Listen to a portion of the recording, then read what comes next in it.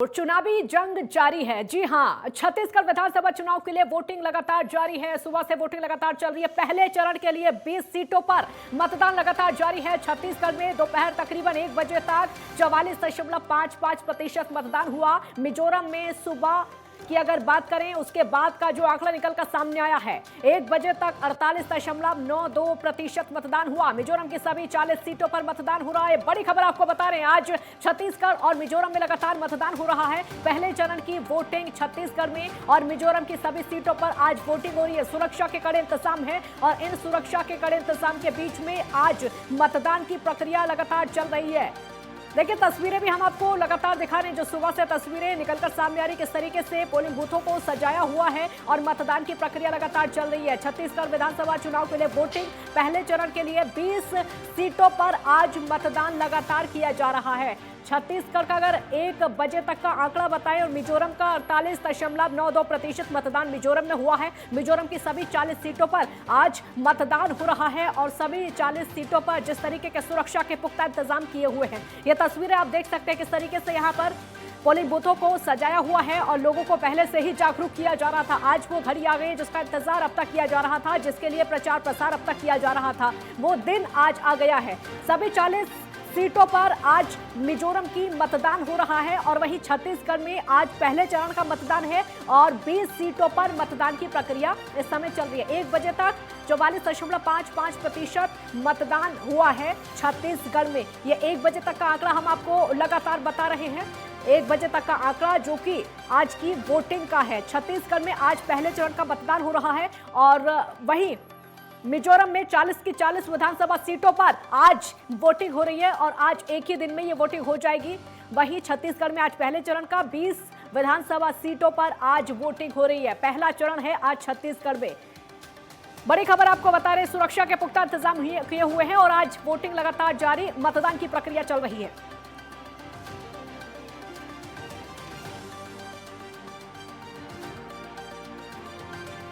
छत्तीसगढ़ के दंतेवाड़ा विधानसभा क्षेत्र में मतदान लगातार जारी है। मतदान में बढ़ चढ़कर मतदाता हिस्सा ले रहे हैं। नेटवर्क 10 संवाददाता ने एक मतदान केंद्र का जायजा लिया और वोटर से बातचीत की। क्या कुछ कहना है उनका, आप भी देखिए।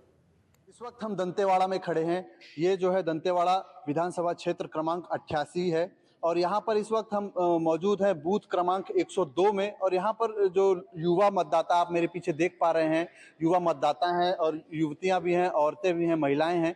तो वो आज यहाँ पर क्या कुछ मुद्दे हैं इनके, जिनको लोग करके जो है आज यहाँ पर ये वोट डालने आए हैं। हम यहाँ पर युवाओं से कुछ चर्चाएं करेंगे कि क्या उनके हित के कुछ मुद्दे हैं जो सभी पार्टियां दावा कर रही हैं, क्या कुछ उनके मुद्दे हैं, इनको लेकर के हम यहाँ युवाओं से बात करेंगे। यहाँ पर हमारे पास कुछ लोग हैं। क्या नाम है भैया आपका? मेरा नाम विशेष सिंह है। विशेष सिंह जी, तो आज आप यहाँ मतदान करने आए हैं दंतेवाड़ा में, तो क्या कुछ आपके मन में आपके हित के लिए यहाँ पर क्या कुछ बातें हैं जिसको आप लेकर के आज यहाँ मतदान करेंगे? सर, सबसे पहले तो ये देखा जाता है कि हमारा ये अधिकार है मतदान करना और पिछले जो सरकार में हमारे हित में जो हुई है, सबसे पहली बात तो ये बेरोजगारी की बात होती है और दूसरी बात ये है कि बेरोजगारी भत्ता जो आज जितने भी युवा हैं बेरोजगार हैं उन तक नहीं पहुंची है। तो ये हमारा कर्तव्य बनता है कि इस सरकार को हम चेंज करें।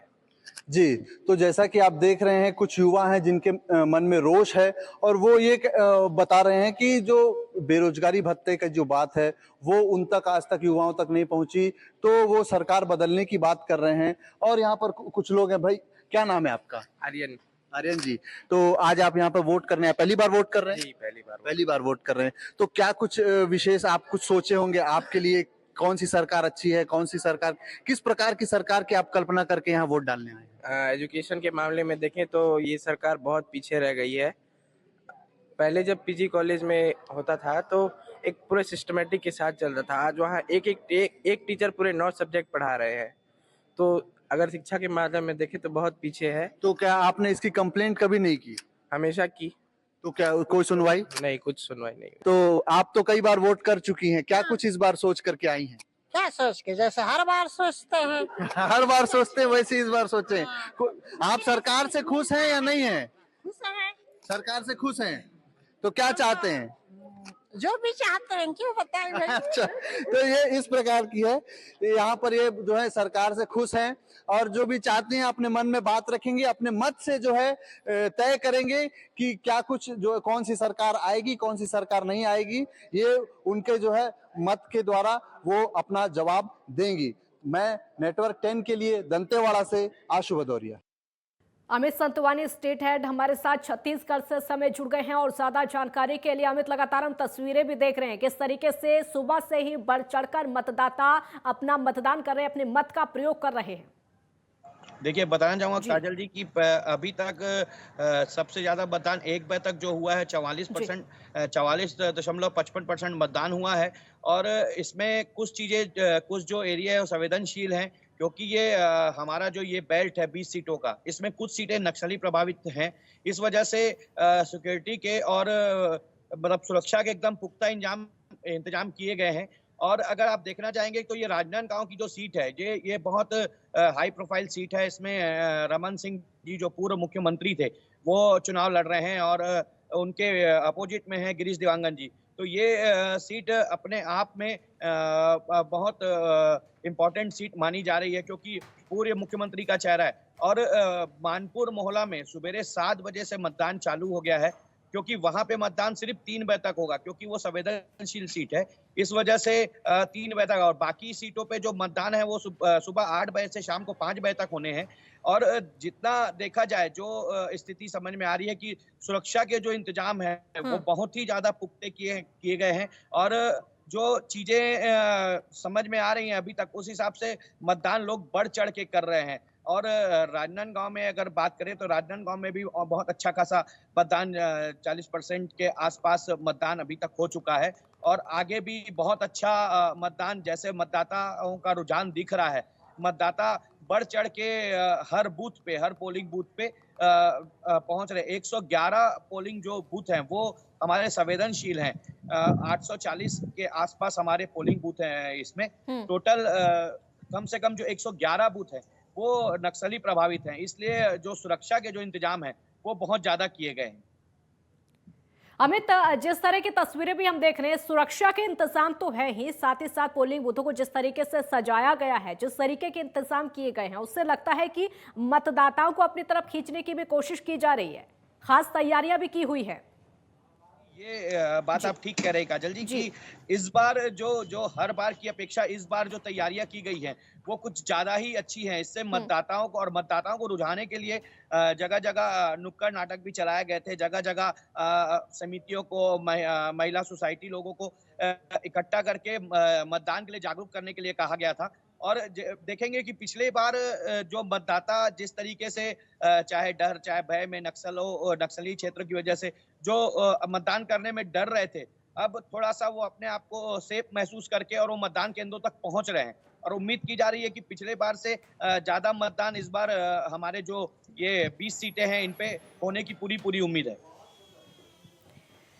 अमित, अगर हम देखें, जैसे कल भी आईईडी ब्लास्ट हुआ था और नक्सलियों की तरफ से कोशिश लगातार की जा रही थी ताकि इस मतदान को प्रभावित किया जाए। लगातार कई कोशिशें इस तरह की गई हैं, क्या वो डर मतदाताओं में दिखाई दे रहा है?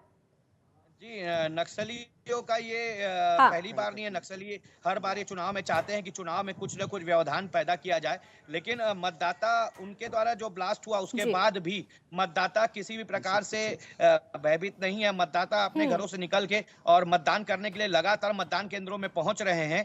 और देखा जाए कि जिस तरीके से ब्लास्ट हुआ उस तरीके से सुबह से रुझान जो देखा जा रहा है उससे ये समझ में आ रहा है कि उस ब्लास्ट का मतदाताओं के ऊपर कोई असर नहीं पड़ा है। शुक्रिया अमित इस पूरी जानकारी के लिए, क्योंकि लगातार हम तस्वीरें भी दिखा रहे हैं, चुनावी जंग लगातार जारी है और जिस तरीके की उम्मीद थी ठीक वैसे ही बढ़ चढ़कर मतदाता हिस्सा भी ले रहे हैं। और अगर नक्सली प्रभावित इलाकों की बात की जाए तो वहां पर जिस तरीके की जागरूकता थी वैसी जागरूकता आज मतदाताओं में देखने को मिल रही है।